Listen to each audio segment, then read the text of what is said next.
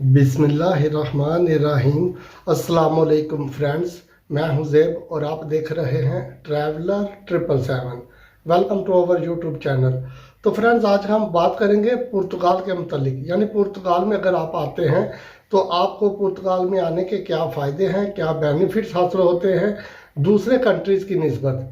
यानी कि अगर आप जर्मनी, फ्रांस, बेल्जियम, हॉलैंड वगैरह में हैं तो फिर आपका क्या फ़ायदा होता है वहाँ पर, और अगर पुर्तगाल में आते हैं तो क्या फ़ायदा होता है और क्या नुकसान होते हैं, इसके मतलब थोड़ी सी बात करेंगे। वैसे तो फ्रेंड्स, आपको पता है कि पुर्तगाल जो है वो यूरोपीय यूनियन में है, शेंजन मेंबर है। ऑफिशियल लैंग्वेज जिसकी पुर्तगीज़ है, कैपिटल इसका लिस्बन है और ये अपना बॉर्डर बेसिकली शेयर करता है स्पेन के साथ। इसके अलावा बाकी अतराफ में इसको समंदर लगता है। लोग बड़े अच्छे हैं, बड़े मिलनसार हैं। यानी कि अगर आप किसी भी शेंजन कंट्री में जाएंगे, उसके बाद अगर आपका ताल्लुक किसी भी यानी कंट्री से है और आप शेंजन में आते हैं और शेंजन में किसी भी कंट्री में रहते हैं, उसके बाद अगर आप पुर्तगाल में आते हैं तो फिर आपको यानी कि एक डिफरेंस नज़र आएगा पुर्तगाल के लोगों में और दूसरे कंट्रीज़ के लोगों में। तो फ्रेंड्स, अगर आप यानी कि मिसाल ले लें, अगर आप जर्मनी में जाते हैं, एक अच्छा कंट्री है, लिविंग स्टैंडर्ड भी उसका अच्छा है और वहाँ पर अर्निंग भी अच्छी है। लेकिन फ्रेंड्स, वहाँ पर अगर आप जाके असाइलम अप्लाई करेंगे, असाइलम आपको पता है वहाँ पर बहुत ही यानी 1% चांस है आपका असाइलम अप्रूव्ड हो जाए। वरना क्या होता है कि असाइलम जो है वो आपका वो एक्सेप्ट नहीं करते, फिर आप अपील करते हैं, उसके बाद फिर वो आपके असाइलम के केस को उड़ा देते हैं। तो फिर आपके इसी चक्कर में यानी 3 से 4 साल ज़ाया हो जाते हैं। उसके बाद आप डिसाइड करते हैं कि आप पुर्तगाल में मूव हो जाएं, क्योंकि पुर्तगाल ही एक वाहिद कंट्री है जहां से आपको डॉक्यूमेंट्स इजी मिलते हैं। उसके अलावा अगर आप बेल्जियम देख लें तो बेल्जियम में भी यही सिस्टम है कि अगर आप बेल्जियम में आप रहते हैं और आपकी जो असाइलम आपने किया है अगर वो 5 साल कंटिन्यू चल जाए तो उसके बाद आप जाके वहाँ पर असाइलम जो है उसके लिए एप्लीकेशन आप दे सकते हैं, यानी रेजिडेंस कार्ड के लिए। तो वहाँ पर भी सिर्फ 1 से 2% ही चांस हैं। इसी तरह फ्रेंड्स, आप दूसरे कंट्रीज़ को भी देख लें तो फिर होता ये है कि आप जो है आप मूव करते हैं पुर्तगाल या स्पेन की तरफ। तो स्पेन की अभी पहले बात कर लेते हैं कि स्पेन में अगर आप जाएंगे तो स्पेन में एटलीस्ट आपको 3 साल आपकी रजिस्ट्रेशन रहनी चाहिए, यानी कि जिसको पद्रूनामेंट बोलते हैं। आप वहाँ पे जाके आप रजिस्ट्रेशन करवाएं जो 2 साल के लिए होती है। 2 साल के बाद फिर आपने उसको रीअपडेट करवाना होता है दोबारा जाके, तो 1 साल और हो गया 3 साल। 3 साल के बाद फ्रेंड्स, आपने कहीं से अपना जॉब का कॉन्ट्रैक्ट लेके फिर जाके रेजिडेंस कार्ड जो है अप्लाई करना है, उसमें भी 1 साल लग जाता है। 3 साल पहले और 1 साल बाद का टोटल टाइम पीरियड आपका लग गया 4 साल। जी फ्रेंड्स, तो फिर उसके बाद क्या है कि आप जब आगे आएंगे यानी कि उसके बाद आपको कंट्री नजर आएगा पुर्तगाल। तो पुर्तगाल में अगर जब आप आते हैं, आप चाहे आपका वीज़ा ख़त्म हो चुका है, आप लीगल इंटर हुए हैं या इलीगल इंटर हुए हैं, पुर्तगाल फ्रेंड्स एक वाहिद कंट्री है जो आपको रेजिडेंस कार्ड दे देता है। तो इसमें क्या है कि अगर आप दूसरे कंट्री में 4 से 5 साल जर्मनी में ज़ाया करके आते हैं और फिर आके आप अपना प्रोसेस स्टार्ट करते हैं तो आप बहुत लेट हो जाते हैं।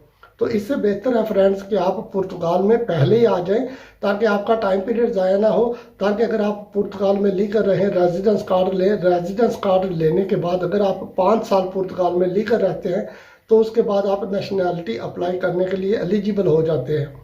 और पुर्तगाल का जो पासपोर्ट है फ्रेंड्स, वो एक पावरफुल पासपोर्ट है और आपको बहुत से फ़ायदे मिलते हैं इस पासपोर्ट से। यानी कि तकरीबन 187 कंट्रीज़ में आप वीज़ा फ्री और ऑन अराइवल वीज़ा की एक्सेस आपको मिलती है।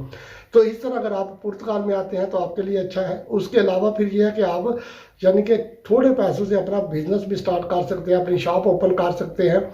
यहाँ पर आपके पास पुर्तगाल में बहुत सी अपॉर्चुनिटीज़ हैं। अगर आपने किसी के पास काम करना है तो भी आप लीगल काम कर सकते हैं आके। आपको यानी कि यहाँ पर जिस तरह का नॉर्मल प्रोसेस है, आपने नीस नंबर लेने के बाद आपने अपनी जो है किसी के पास काम तलाश करना है। अगर काम मिल जाए तो फाइल लॉक करवा दें। उसके बाद फिर आप जो है अपना काम करते रहे, टैक्स पे करते रहे। जब आपका टाइम पूरा होगा तो आपको ईमेल आ जाएगी। ईमेल आने के बाद आप अपनी अपॉइंटमेंट बुक करें, अपने डॉक्यूमेंट जो है साथ में ले जाएं। यानी कि जो 4-5 डॉक्यूमेंट्स होते हैं बेसिकली, नीस नंबर ले जाएं, आप नीस नंबर ले जाएं यानी फाइनेंस का नंबर, सोशल सिक्योरिटी का नंबर, आप अटेस्टेड रेजिडेंस या पासपोर्ट, जॉब कॉन्ट्रैक्ट और पे स्लिप्स, ये आप चीज़ें साथ ले जाएं। और अपना आपने बैंक अकाउंट ओपन किया हुआ है तो उसकी भी डिटेल साथ में ले जाएं। ओरिजिनल पासपोर्ट आपके पास होना चाहिए। आप वहाँ पे ले जाएं सैफ के ऑफिस में, तो जाके आप रेजिडेंस कार्ड भी अप्लाई कर सकते हैं। तो इन सारी चीज़ों को अगर मद्देनज़र रखें फ्रेंड्स, तो सबसे अच्छी जो अपॉर्चुनिटी है इस वक्त जो है पुर्तगाल है। लेकिन अगर आप ये सोचें कि आप दूसरे कंट्रीज़ में अर्निंग अच्छी है, यानी कि आपकी वेजेस वहाँ पर ज़्यादा है, तो उन वेजेस का क्या फ़ायदा कि जिस दिन अगर उन्होंने पकड़ लिया या आपका असाइलम ख़त्म हो गया और आपने उस कंट्री को छोड़ना नहीं है, तो वो पकड़ के आपको अगर वापस भेज देंगे तो फ्रेंड्स आपका ही नुकसान होगा।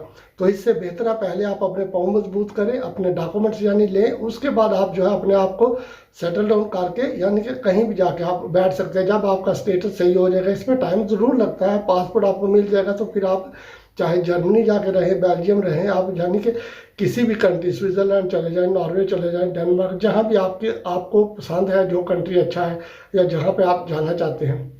क्योंकि आप अगर उन कंट्रीज़ में जाएंगे तो वो तो आपको पेपर नहीं देंगे, डॉक्यूमेंट्स नहीं मिलेंगे, तो उसका फ़ायदा क्या होगा फ्रेंड्स? कोई फ़ायदा नहीं है, आपका टाइम वेस्ट होगा।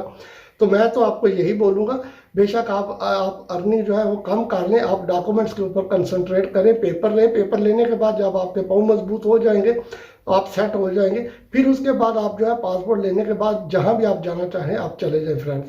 ये एक वीडियो थी, छोटी सी इन्फॉर्मेटिव वीडियो है। उम्मीद करता हूँ कि वीडियो आपको अच्छी लगी होगी। अगर वीडियो अच्छी लगी फ्रेंड्स तो चैनल को सब्सक्राइब कीजिएगा। स्टे ट्यून, अपना बहुत सा ख्याल रखिएगा। फिर मिलेंगे किसी नई वीडियो में किसी नई अपडेट के साथ। तब तक टेक केयर, अल्लाह हाफिज़।